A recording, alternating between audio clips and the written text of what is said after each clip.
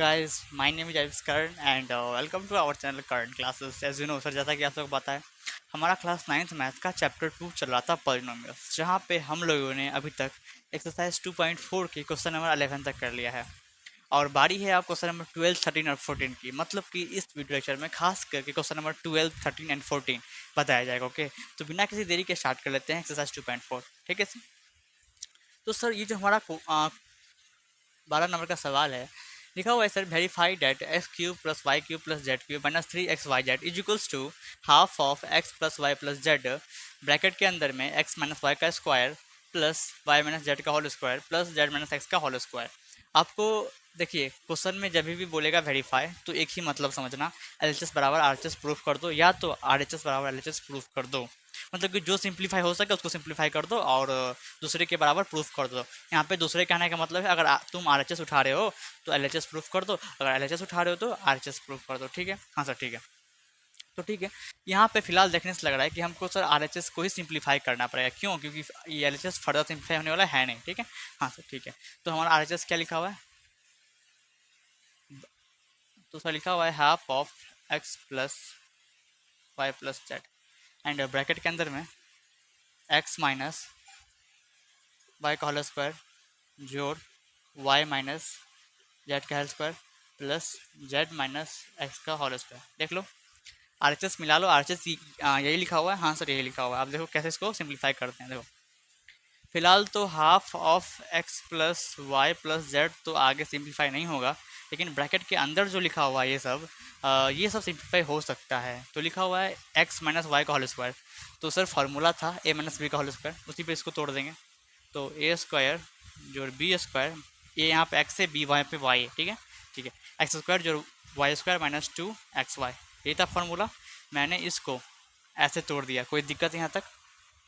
नहीं सर कोई दिक्कत नहीं, आगे बढ़िए। हाँ ठीक है, प्लस का प्लस दोगे।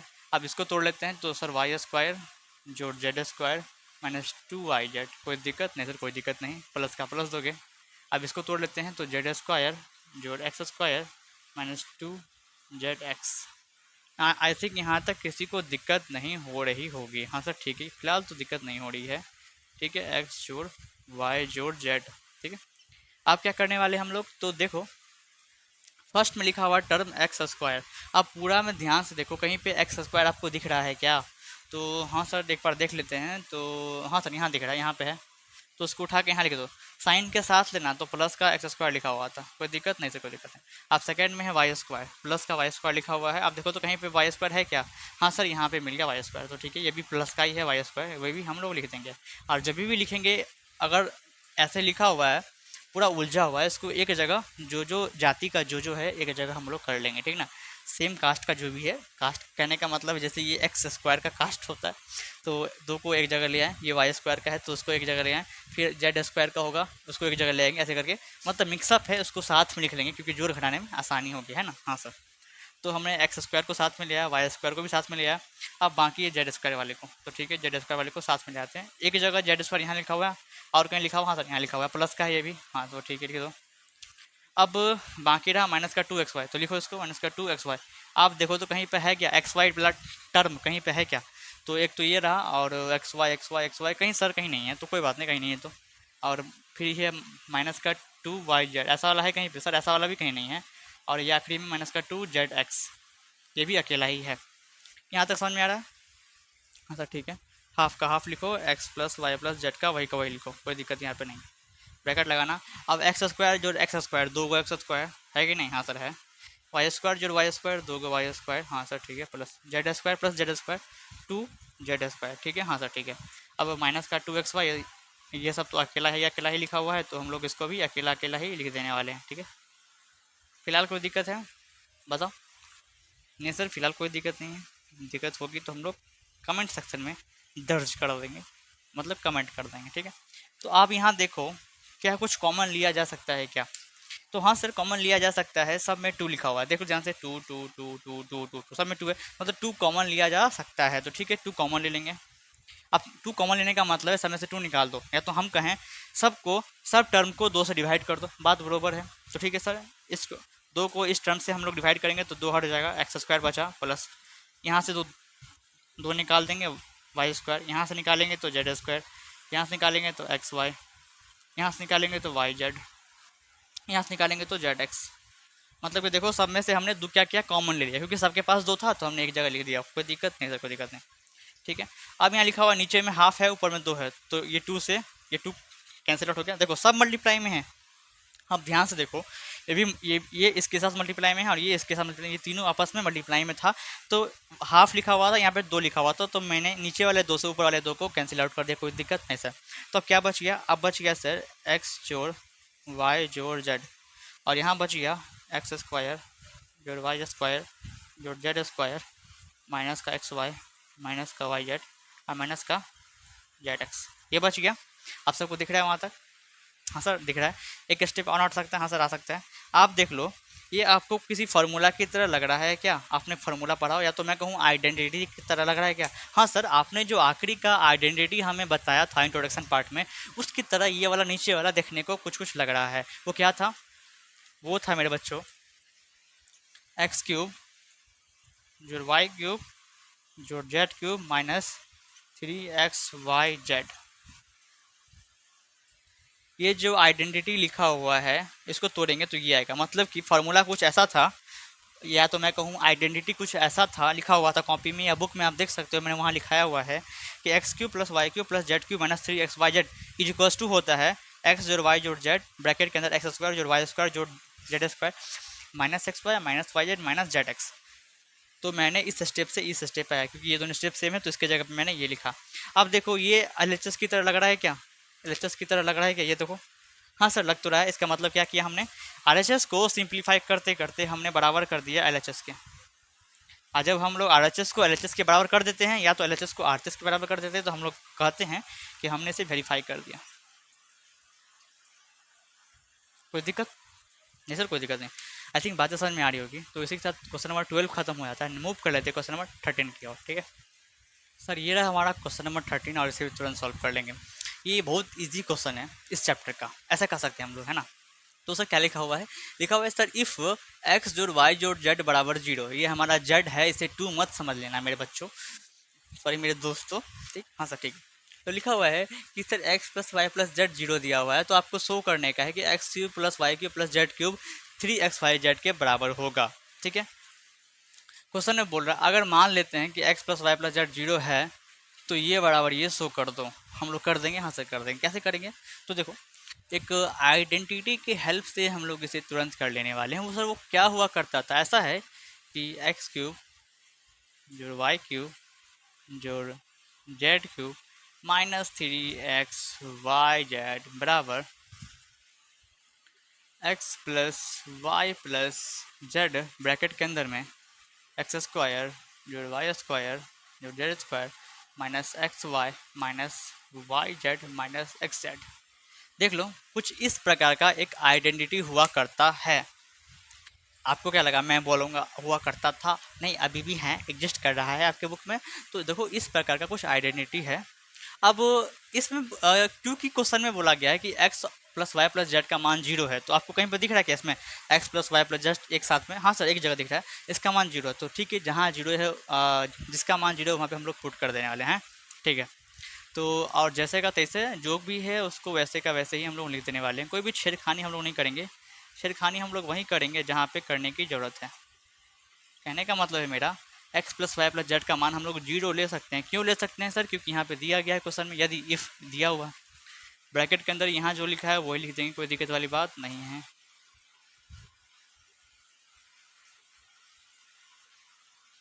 ठीक है, हाँ सर ठीक। अब आप ध्यान से देखोगे। हाँ सर, इतना ही देर से ध्यान से ही देख रहे हैं। ठीक है, आई नो आप ध्यान से देख रहे हो। अब आप ये बात बताओ, इसके और इसके बीच में कुछ नहीं था, मतलब कोई भी साइन नहीं था, आपको पता है कुछ साइन नहीं होता तो प्रोडक्ट का साइन होता है। हाँ सर होता है। अगर मान लेते हैं कोई भी चीज़ अगर 0 से गुना होता है तो रिजल्ट क्या आता है सर? रिजल्ट 0 आता है, हमें पता है। तो ठीक है, 0 दे दोगे। ठीक है, क्या क्या 0 आ गया, कोई दिक्कत नहीं सर, कोई दिक्कत नहीं। यहाँ बच गया x cube plus y cube plus z cube. अब हम लोग क्या करने वाले हैं, यहाँ पे -3xy है, यहाँ पे क्या लिखा -3xy, उसको उस साइड ले जाएंगे तो प्लस का 3xy हो जाएगा, है ना। यहाँ तक कोई दिक्कत नहीं सर, कोई दिक्कत नहीं। तो आप देखो हमने प्रूफ कर दिया, या तो मैं कहूँ हमने शो कर दिया जो कि शो करने को बोल रहा था क्वेश्चन में, जो कि बोल रहा था कि जब अगर एक्स वाई जेड अगर हम जीरो ले लेते हैं तो आप ये बराबर ये शो करो, जो कि हमने ये बराबर इसको शो कर दिया है। तो ठीक है, इसी के साथ क्वेश्चन नंबर 13 भी खत्म हो जाता है। मूव कर लेते हैं हमारे इस वीडियो लेक्चर का आखिरी सवाल पे, क्वेश्चन नंबर 14। सर ये रहा हमारा क्वेश्चन नंबर 14 और इसे भी तुरंत सॉल्व कर लेंगे एज यू नो डैट। ये हमारा इस वीडियो लेक्चर का आखिरी सवाल है। ओके हाँ सर ठीक है। सर 14 नंबर क्वेश्चन कहा क्या रहा है, लिखा हुआ है कि without actually calculating the cubes find the value of which is the following. Cubes actually calculate किए बिना आपको वैल्यू निकालने हैं। तो ये तो एक ही तरीका से हो सकता है, या तो कोई आइडेंटिटी हो, या तो कोई नोट्स हो, या तो प्रूवन स्टेटमेंट हो, उससे हो सकता है। हाँ सर ठीक है। तो इससे पिछले वाले क्वेश्चन में हमने एक स्टेटमेंट पढ़ा था जहाँ पे लिखा हुआ था x plus y plus z अगर जीरो होता है तो एक प्रूफ करने वाला था, जो कि हमने प्रूफ भी किया था कि x cube plus y cube plus z cube बराबर 3x y z होता है। अगर आपको याद नहीं, इतना लॉस मेमोरी कैसे हो सकता है? एक था गजनी और एक है आप, दोनों का सेम मेमोरी है, लॉस मेमोरी। उसका ज़्यादा था 5 या 10 मिनट पे, आपका 1-1 मिनट पे जा रहा है। क्योंकि अभी हमने जस्ट पढ़ा है, एक स्टेटमेंट था कि अगर x जोड़ y जोड़ z जीरो आ जाता है, यदि x plus y plus z zero आ जाता है, तो एक स्टेटमेंट था कि x cube plus y cube plus z cube 3xy के बराबर 3xyz के बराबर हो जाएगा। इफ़ यदि ऐसा होता है देन ऐसा होगा। देख लो, ध्यान से देख लो, कुछ इस प्रकार का स्टेटमेंट था। हाँ सर है। अगर हम इसको x समझे, इसको y समझे और इसको z समझे और इसको जोड़ते हैं, अगर जीरो के बराबर निकल जाएगा तो ये स्टेटमेंट हम लोग यूज कर सकते हैं वहाँ पे, कोई दिक्कत? हाँ सर।